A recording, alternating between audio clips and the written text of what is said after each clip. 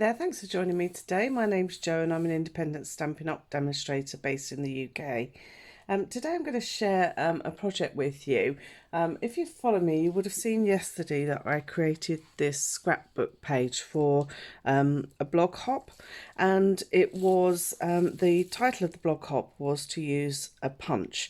So I chose to use our wow punch, and I created this layout, and I thought actually it would relate quite nicely to a little card, so I thought it'd be quite nice to share a couple of those techniques with you today. So that's what we're going to recreate in a card form. So if I just pop that out of the way, I'm just going to zoom in slightly just so that you can see exactly what I'm doing. So there's a couple of nice techniques in this what we've done today, so I'm hoping you're going to like them. There's something just a little bit different. There's a really good technique going around at the moment where we use our stamping blends with our alcohol mixed onto vellum, and there's various ways you can do it, but I'm going to show you a slightly different way today because I thought this is sort of loaned itself more to an underwater type feel really. Okay, so the first thing you're going to need is a card, and this is a basic white card. This is C6 for metric in the UK, and it measures 29.75, which is our full A4 length, which is scored at 14.85, and it's 10.5 centimeters high. So that's our first piece. I then have a piece of Bermuda Bay, and this one is sort of 1.5 centimeters smaller. So we need to measure at 13.35 by 9 centimeters. And then I've got a piece of the normal white, so this is our normal basic white, and this is 8.5 by 12.85. Okay, so this is a whole 2 centimeters smaller than our card base. So you can fiddle around with layers, it doesn't really matter a huge amount. So this is what we're going to start with. And the first thing we're going to use is some bubble wrap. So in the background of my layout, you may recall that I created a sort of background. So we're going to be using various colours today.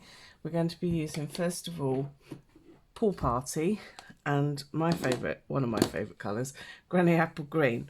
So what I'm going to do is I'm going to start with the blue, and I want the poppy side of the bubble wrap. I think you know what I mean by the poppy side, where we can just pop the holes. And all I'm going to do is I've got a little square of it, and I'm just going to grab the corners together and just hold it very lightly, so I've got this sort of pad sort of thing going on. And I'm just going to ink it into my ink pad, and I just want to, I'm going to work on the diagonal, and you can see I'm just stamping 2 or 3 times. I don't want it to be too precise. I want it to be quite sort of different as it goes across, so just feel quite free with it. Okay, I'm going to do the same again. I'm using the same bit of bubble wrap. It's a darker colour, it's not going to affect our ink pads, and I'm just going to add some green across there as well. Okay, so that's the start of our background. I can clear all this up a little bit later. Just going to quickly wipe any excess ink off my desk. Okay, so now that I've done that, I'm going to take the stamp, which is sort of like the seaweed. So this is the Well Done stamp set. I'm using this one here. I'm using this greeting, and I'm using the little heart and the little fishes as well. So I'm going to take the seaweed one first.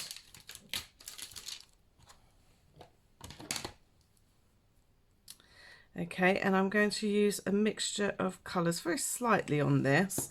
I'm going to be using my Granny Apple Green as before, but I'm also going to be using a little bit of Pacific Point at certain times. You'll see what I mean in a moment. So I'm going to ink my seaweed, and I'm just going to start off the page. I'll clear all this up afterwards. Okay, so I want them at different heights. I want them to overlap, and I also want first and second generation. Okay, so I'm inking, And this time I'm going to get a sponge with some Pacific Point, and I'm just going to add it on top. Now what this does, it just makes it sort of a darker green really. So I'm not trying to create a blue, I'm looking for sort of a nautical-y sort of bluey greeny sort of colour really. And then I'm going to work just with green again. And don't be afraid to go sort of back over where you've been. That's fine, that's what we want to achieve. We want it to be sort of a bed of seaweed coming up.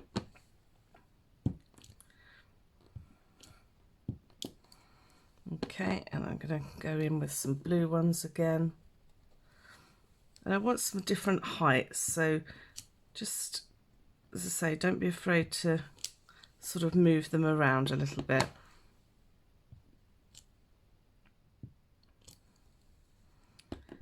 And I might just add another bluey one. As you see, it isn't really making it blue at all, it's just giving it that sort of almost like sort of tealy sort of colour to it really, and it just adds a bit of depth.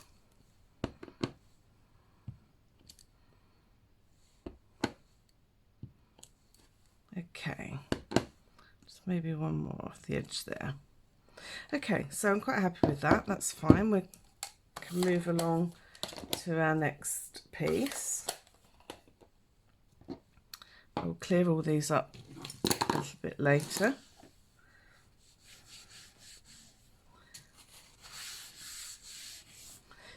Okay, so that's our actual base. Now what I want to create is the little bubbles that were on the back of my scrapbook page. So I'm going to let that dry. And this is the technique that we're using, the isopropyl alcohol. And I'm using 3 colours of our stamping blends. Now these are the dark ones of all of these. So I have Night of Navy, Bermuda Bay, and Granny Apple Green. They're just sort of 3 nice greens and blues that kind of go quite nicely through. So I'm just going to pour some of this just into the cap of my bottle here. And I'm going to take my piece of vellum. So this is our vellum cardstock. So it's really lovely to work with. It's notorious for showing glue when you glue it down, but I'm going to show you what I use to avoid that. And I'm just going to take my pens and I'm just going to scribble across some of this paper. Now I don't want to sort of be too uniform about it. It can be anywhere. I'm doing quite a big bit because I can make several cards if I want to, but you probably only need sort of half of this really. So I'm just going to add some blue, some Bermuda Bay, as I say, Night of Navy. I've used quite a few different blues in things. You'll see we use, for our well, we're going to use Misty Moonlight. I forgot what it was called then. Okay, and then finally my Granny Apple Green. Now my Granny Apple Green is getting a bit low. I need to add that to my next order, but we'll get the general effect of it. So I'm just basically filling in little gaps really. You don't have to fill them all in, that's absolutely fine. Okay, so it looks a bit of a mess at the moment. And what a lot of the videos I've been showing you to do is to take a paintbrush and get in some alcohol and then sort of almost dabbing it on. But I thought it'd be quite nice to see how it would look if we dropped alcohol on. So I've got quite a few of these little pipettes, which I'm not sure where I got them from, if I'm honest. You accumulate things over time, and I do use them for various sort of different things, but I thought this would be really nice for this. So I'm just going to pick up some of that alcohol into my pipette, she says. I think I may have a hole in my pipette. Oh, no, there we go. Okay, so, oh, it's coming out a bit quick. Hold on, let me grab another one because I know I've got another one to hand. Okay, so I've grabbed another pipette. I'm just going to pick out some of the alcohol. That's better because I don't want it dripping out too quickly. And what I want to do is just squeeze very lightly, and I'm going to drop some alcohol just in various spots. Now I'm trying not to get them too close to each other. I want them to kind of spread and find their own way. Okay, so I'm just going to let that spread for a moment. So normally at this stage, what what a lot of the videos are showing you to do is to actually get your brush or whatever and just dab them around, which you can do, and it gives a lovely effect, but it gives quite a smooth effect, and I wanted a real sort of what I call a bubble effect. So I'm just letting this naturally sort of find its way, and I don't mind if it's pulling together. I want it to do exactly what it wants to do. I don't want to have any control over it. But what I do want to control is it drying. So I want this to dry before I move on to the next stage. So I just give it a few moments. You can see almost in front of your eyes, you can see it evaporating, so it doesn't take too long. It takes a bit longer on vellum than it would on cardstock, but it is not too bad. So we'll just give it a few moments. You could speed this process up by using a heat tool, but what you run the risk of is pushing the colour a little bit too much. So I'm avoiding using that.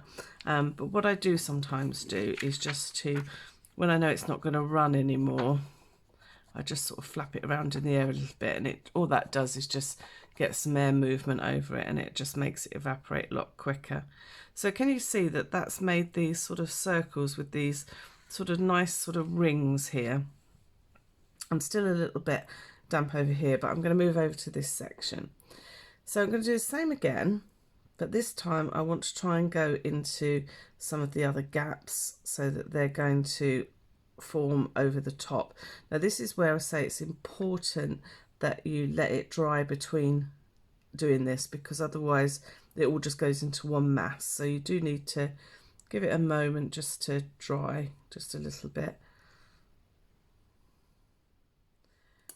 Okay, I think that's enough. And I'm going to do exactly the same. I'm just going to leave it a few moments just to do its own thing, so it makes these lovely circles, and then we'll go in with the next part.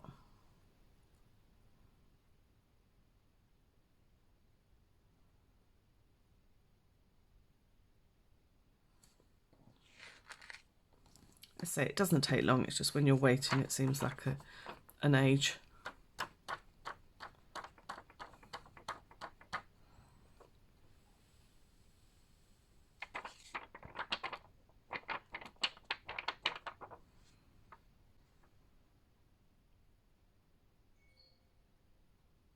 I think it's amazing how you can see it evaporating.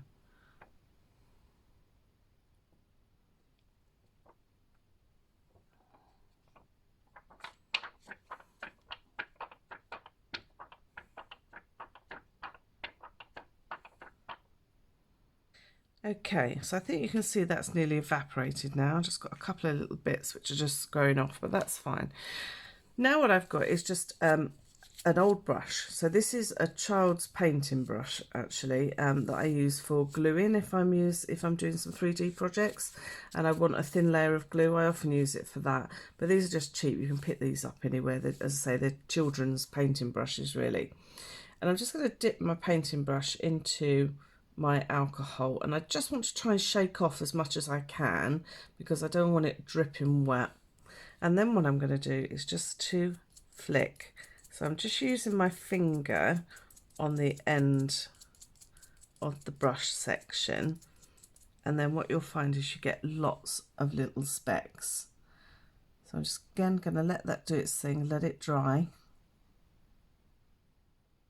Now the beauty of this is that you get a different effect every time, so you can never replicate what you've done before entirely, but you can sort of just watch it grow and see what sort of happens. So I want a few more, so I'm just going to add some more. And just by giving that few seconds between each little spray, you can see that it starts to evaporate, and then you get all these lovely little circles appearing, which is what I want. Okay, I'm just going to do it one more time.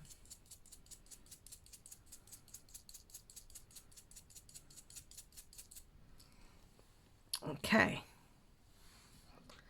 and I'm just going to let that dry.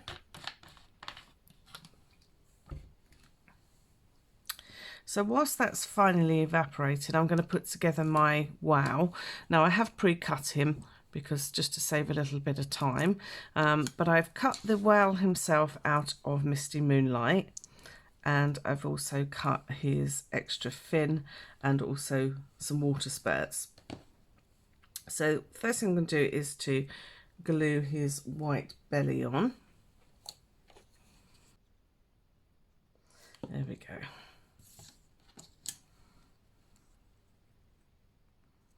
So that's the first thing, his little underbelly. Okay, and then I'm going to take his fin. I'm just going to attach that over the top there. And the next thing I want to take is a white pen. So this is just a normal sort of white jelly pen. So it's not anything special, it's just literally just a white gel pen.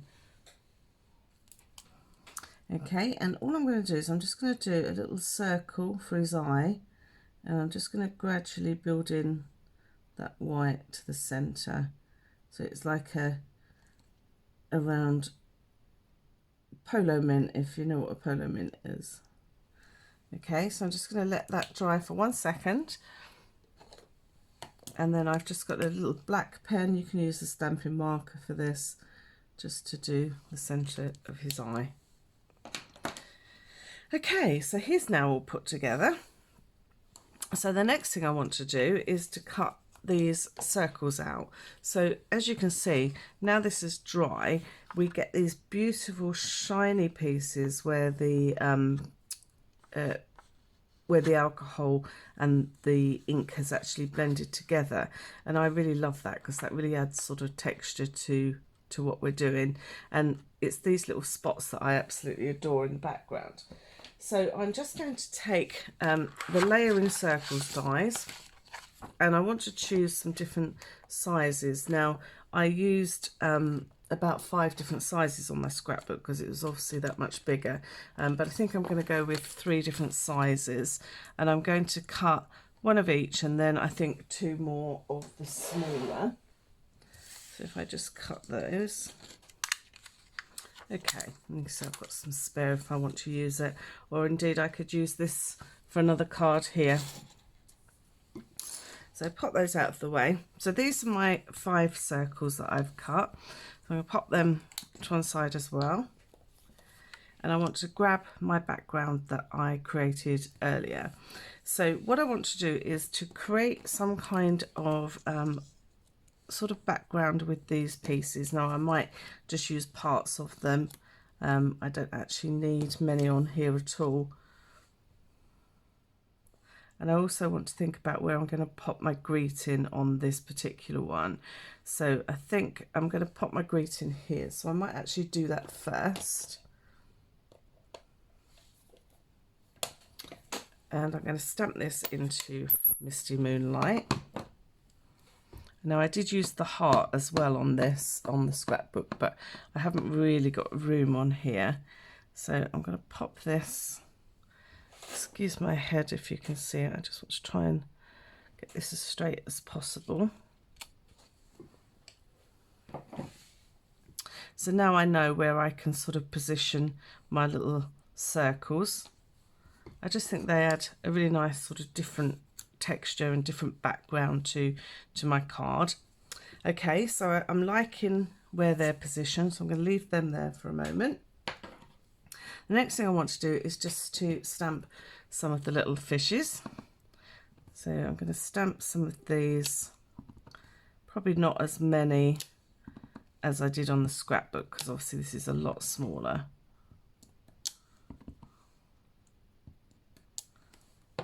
Okay, so I think that's fine.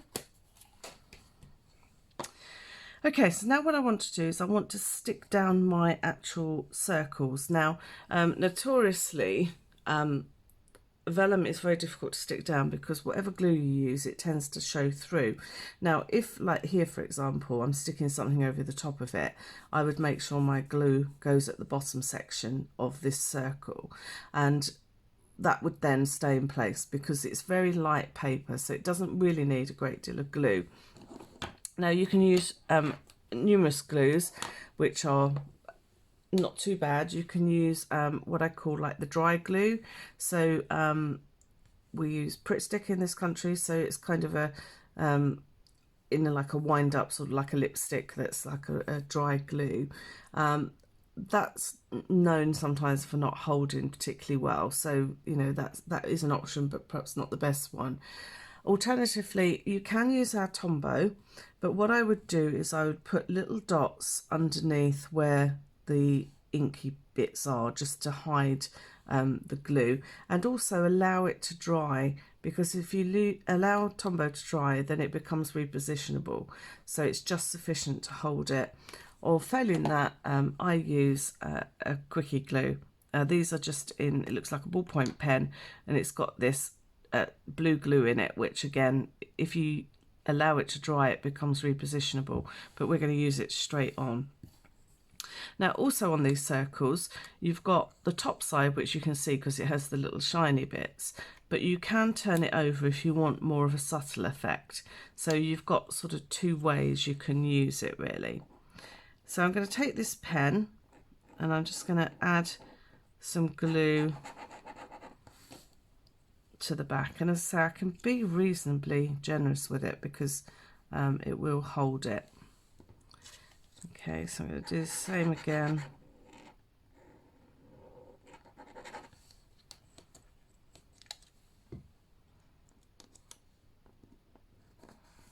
I just love the way these add texture to the actual thing itself. I love building up layers and textures. It's just something that always looks really nice. And then finally I'm going to stick the one under my wow. So this is where I would add glue. So where the lines meet, if I was using Tombow, that's where I would add little dots of glue just to make sure that it sticks. I'll tuck that one under there. Okay, and then I'm going to use some dimensionals to put my well on with.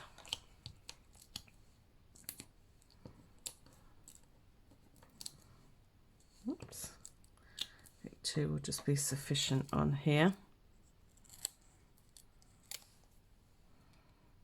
So he was sort of here. And then I just want to add the little water spout that's coming out the top. So again, I'm going to use a little bit of Tombow just for this.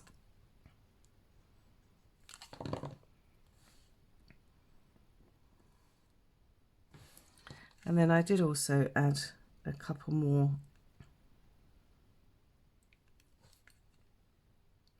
little water drops.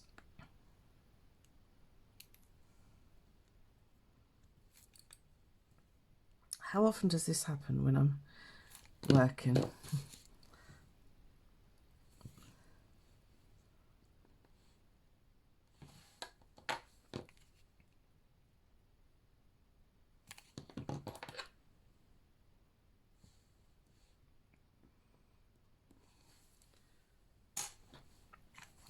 Okay, so it's all about building up those layers and textures, which is what we're trying to achieve.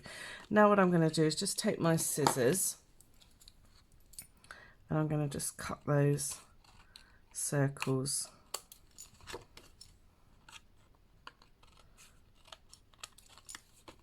What I'm going to do is I'm going to use those on the inside in a moment.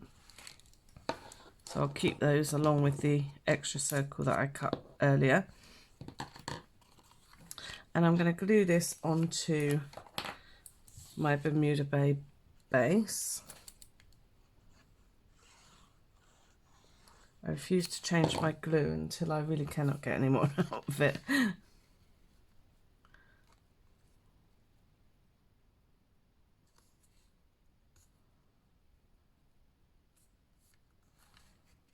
Okay, so that's going to go on top.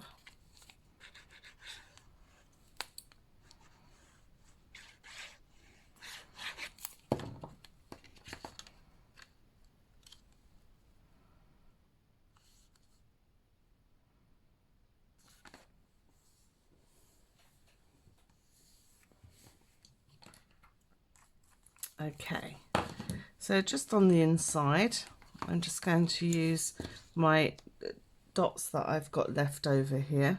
So I'm going to take my Quickie glue again.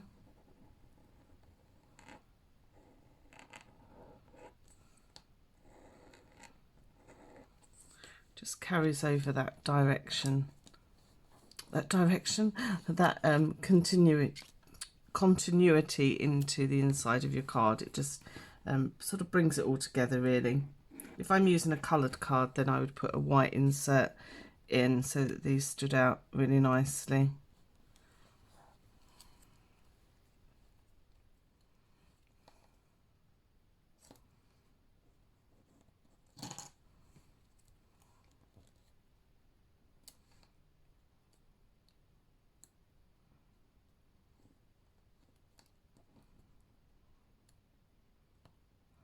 Oh, it's sticking to my finger. It's quite warm in here today.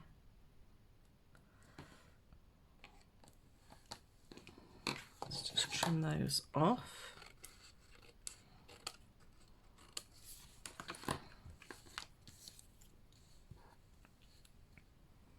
I feel like I want another little circle to go on top of that, so as I had some spare left, I'm going to cut another circle.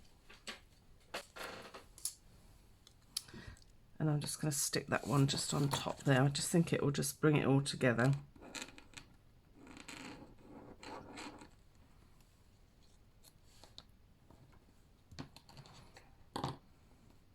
I say it is warm, so it's sort of moving around a bit, but there we go. Okay, so I'm going to leave the inside actually free other than that, because it could be sort of used for all sorts of occasions, this card, so I think it's sort of best to leave that one empty. And then the final thing I did was I just used our shimmery crystal effects just to add some glimmer to the water droplets.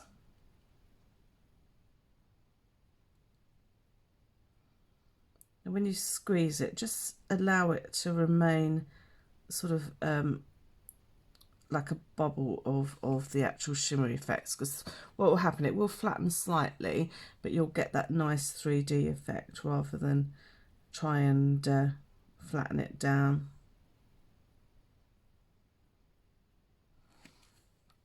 Okay, now that looks a little opaque at the moment. That dries completely clear once it's dry, but it does take a good sort of 15-20 minutes really to be sort of tacky dry. But really, if I'm doing something like this, I'd probably leave it overnight just to make sure it's fully dry. So there you go, that's our card for today. I just thought it really loaned itself to a little card with the layout that I did, so I hope you like that. It's another couple of little techniques you can use to make your cards, which are really simple and really cost effective as well. We always get bubble wrap through the doors, and it's quite nice to repurpose it into something else. So I hope you enjoyed that, and I will see you next week for a Monday Mashup. Take care, bye.